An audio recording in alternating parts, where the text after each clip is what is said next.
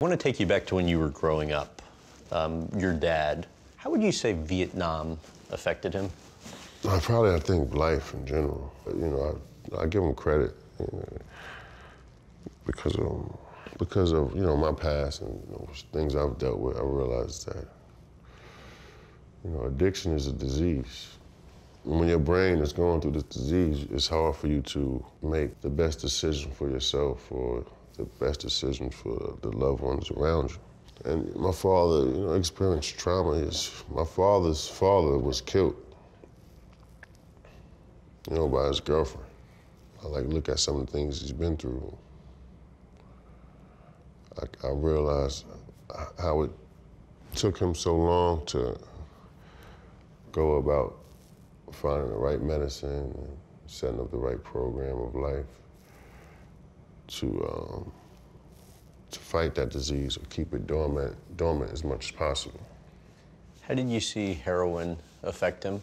I think it just made him feel less worthy of being his best self. But that's why I always preach to my kids right now that, learning about drugs, it can be passed down genetically. I would hate for one of them to have that disease.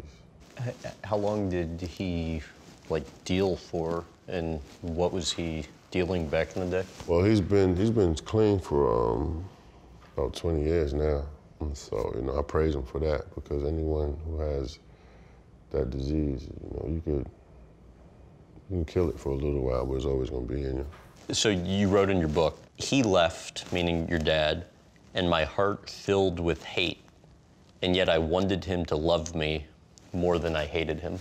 Well, just exactly what it says, no matter how much hate that you have in you, you want him to love you more than you hate him. I guess just something how I was feeling. How hard, if at all, was it at the time only seeing him, I think, once a month? Yeah, but it's sad to say, but I think I got used to it. Mm-hmm. But like I said, when you live and you caught in that lifestyle, you don't feel worthy of anything. So I think the only time he felt self-worth was when he had a couple of dollars in his pocket.